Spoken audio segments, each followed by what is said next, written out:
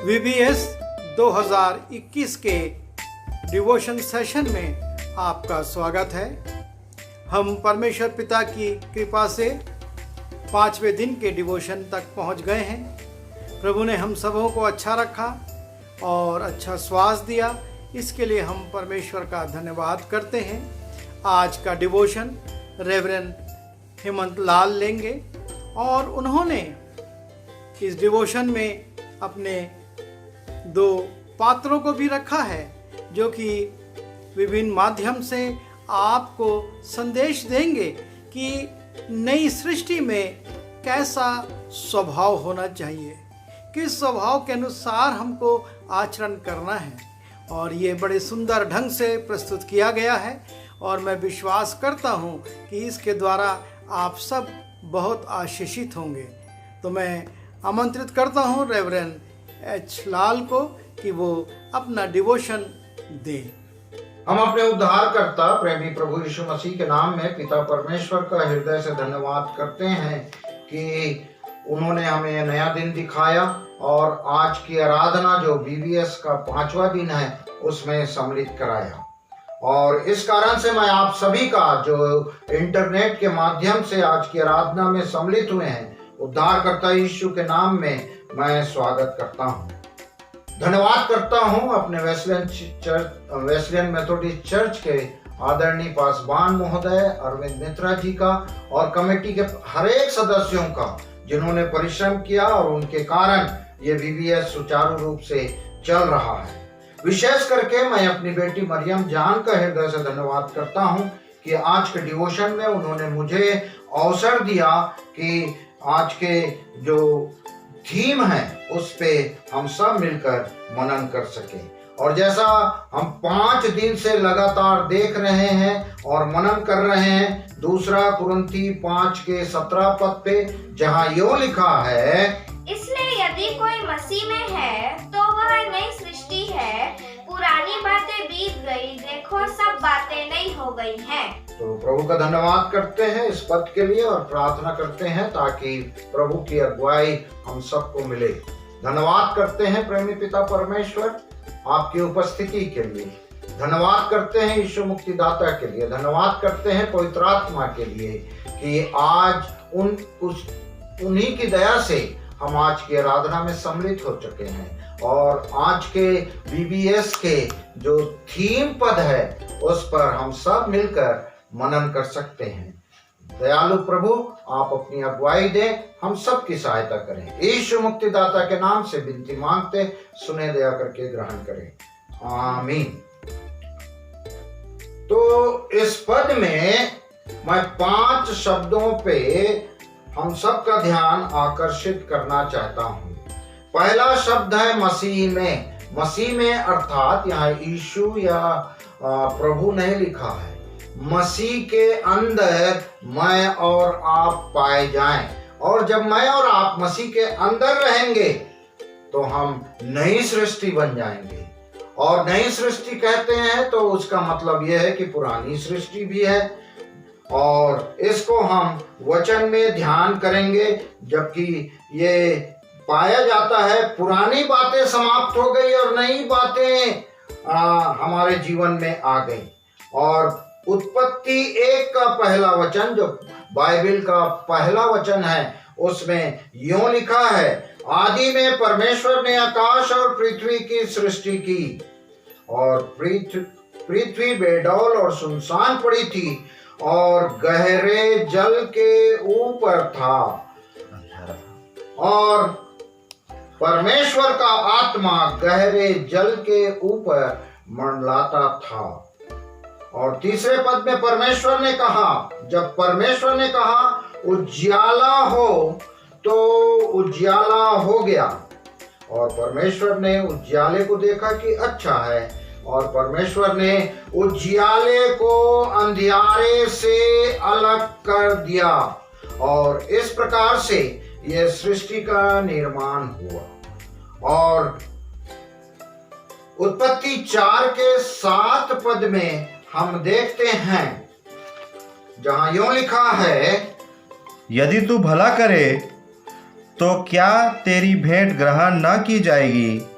और यदि तू भला न करे तो पाप द्वार पर छिपा रहता है और उसकी लालसा तेरी ओर होगी और तुझे उस पर प्रभुता करनी है। तो इस प्रकार हम देखते हैं प्रियो कि प्रभु के इस बनाए हुए सृष्टि में शैतान का प्रवेश होता है और शैतान जब आता है तो अपने साथ पाप को लेकर आता है। और यहाँ लिखा है पाप द्वार पर खड़ा है। और चूंकि कैन ने परमेश्वर की बात को, चेतावनी को नहीं ध्यान दिया, नहीं माना, पाप पूरे सृष्टि पे आ गई।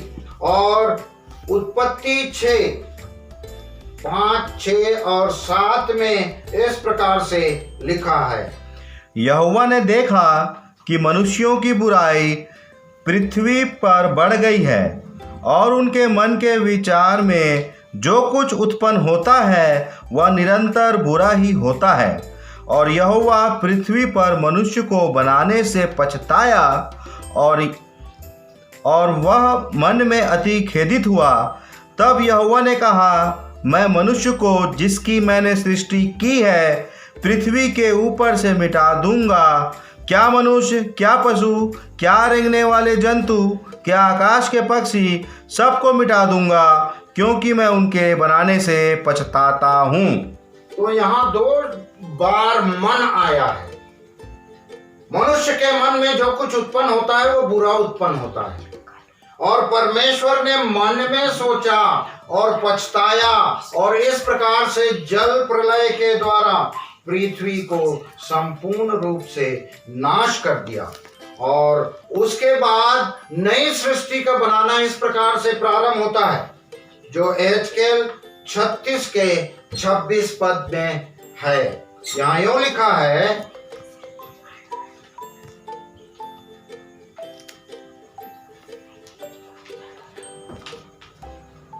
मैं तुमको नया मन दूंगा और तुम्हारे भीतर नई आत्मा उत्पन्न करूंगा और तुम्हारी देह में से पत्थर का हृदय निकालकर तुमको मांस का हृदय दूंगा। इस प्रकार से परमेश्वर ने शैतान के द्वारा बिगाड़े हुए सृष्टि को फिर से बनाना प्रारंभ किया और जल प्रलय के द्वारा नाश करने के बाद परमेश्वर ने फिर एक उपाय किया कि मनुष्य पाप से छूटे और छूटने के बाद अपने पुत्र, हमारे उद्धारकर्ता प्रेमी प्रभु यीशु मसीह को इस संसार में भेजा।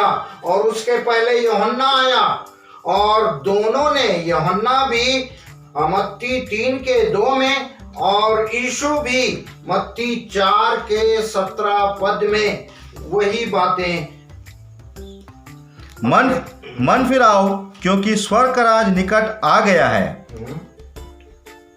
उस समय से यीशु ने प्रचार करना और यह कहना आरंभ किया, मन फिराओ क्योंकि स्वर्ग का राज निकट आया है। और इस प्रकार से स्वर्ग के राज्य को परमेश्वर ने यीशु मसीह के द्वारा, जिसकी चेतावनी यूहन्ना ने दिया, मन फिराओ क्योंकि स्वर्ग का राज निकट आ गया है, एक उपाय किया और ये बातें पूरी होने लगी।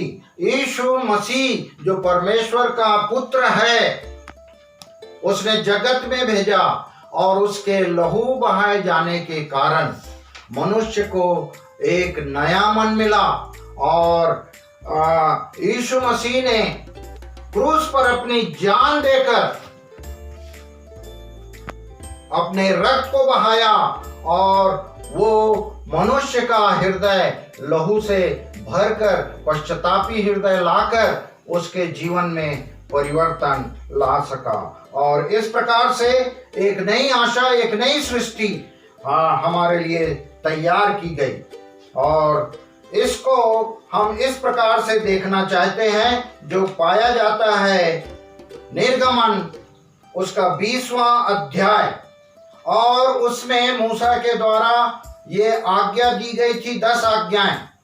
पहली 4 आज्ञा परमेश्वर से संबंधित थी और दूसरी 6 आज्ञा मनुष्य से, और उसके बाद इसमें का मैं 4 शब्द मनुष्य के मन में क्या रहता है उसका वर्णन करना चाहूंगा।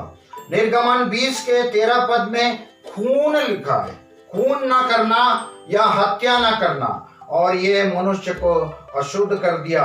उसके बाद 14 पद में लिखा है वे विचार, मनुष्य के अंदर वे विचार उत्पन्न होता है। 15 पद में लिखा है चोरी, 16 पद में लिखा है झूठ, और 17 पद में लिखा है लालच। और ये सब पाप का गुण जो है वो मनुष्य के मन से निकलता है और मनुष्य के मन को अशुद्ध कर देता है। और इस प्रकार से मनुष्य हत्या करना, वे पहली हत्या कैन ने किया अपने छोटे भाई का, और वे विचार के बारे में लिखता है यीशु मसीह ने कहा मैं तुम्हें नहीं आज्ञा देता हूँ, तुम सुन चुके हो कि वे विचार नहीं करना, परंतु मन में यदि कोई स्त्री को देखकर विचार कर ले तो वे विचार का पाप होता है। इस प्रकार से ये सब पाप शीर्षक है, और पाप के अंग है हत्या करना, वे विचार करना, चोरी करना, झूठ बोलवाना और लालच करना। इस मनुष्य के हृदय को परमेश्वर ने यीशु मसीह के द्वारा वो बदला, और बदलने के बाद नई सृष्टि की नई बातें जो है उस पर हम विचार करेंगे। अंधकार से उजाला प्रभु ने किया और मनुष्यों के हृदय में ज्योति चमकी, और नई सृष्टि की बातें हैं पहला शुद्धता, जो खून के द्वारा मनुष्य का हृदय, मनुष्य का जीवन शुद्ध होता है। दूसरा उसका गुण है पवित्रता, पवित्रता से मनुष्य भरपूर हो जाता है। और उसके बाद है संयम, धीरज धरना, संयम के बाद है धीरज, और धीरज के बाद है सच, और सबसे अंतिम अच्छा गुण एक मसीही जीवन का होता है वो प्रेम। परमेश्वर से प्रेम उसके हृदय में उमड़ जाता है, और उसके बाद वो अपने पड़ोसियों से प्रेम करना शुरू कर देता है, और उसके बाद यहाँ तक अपने शत्रुओं से भी मनुष्य प्रेम करना शुरू कर देता है। इस प्रकार अब मैं बच्चों से ये पूछना चाहूंगा, यदि आपके हृदय का झूठ बोलने वाली आदत यदि समाप्त नहीं हुई तो इसका मतलब है कि हम उसी पुरानी सृष्टि में हैं। यदि मैं लालच करना नहीं छोड़ा, इसका मतलब पुरानी सृष्टि, चोरी करना, व्यभिचार करना और हत्या करना। हत्या के बारे में मत्ती 5 में लिखा है यदि तू किसी को अरे मूर्ख बोल दे तो वो हत्या है। तो इस प्रकार से मैं और आप देखते हैं कि ये पुरानी सृष्टि में क्या है, पुरानी सृष्टि, पुरानी बातें में कौन कौन सी बातें आती है, और नई सृष्टि में कौन कौन सी बातें आती है। झूठ बोलना छोड़कर मैं और आप सच बोलते हैं, और यदि मैं खून करना, व्यभिचार करना, चोरी करना, उसमें मैं धीरज धरता हूं तो मुझे धीरे धीरे संयम की आत्मा मिलती है, पवित्रता से मैं शोभायमान हो जाता हूं, और मुझको मेरे जीवन में शुद्धिकरण का प्रतीक होता है। और इस प्रकार से मैं और आप पुरानी सृष्टि से नई सृष्टि बन जाते हैं। पुरानी बातें हमारे जीवन में समाप्त हो जाती है और नई बातें हमारे जीवन में दिखने लगती है, और इस प्रकार से मैं और आप नई सृष्टि बन जाते हैं। तो प्रभु हम सबको, सुनने वालों को, ग्रहण करने वालों को, और अपने जीवन में पुरानी बातों को समाप्त करने में, नई बातों में आगे बढ़ने में, पुरानी सृष्टि समाप्त होकर हम नई सृष्टि के भागीदार हो जाएं। प्रभु हम सब की सहायता करें। आमीन।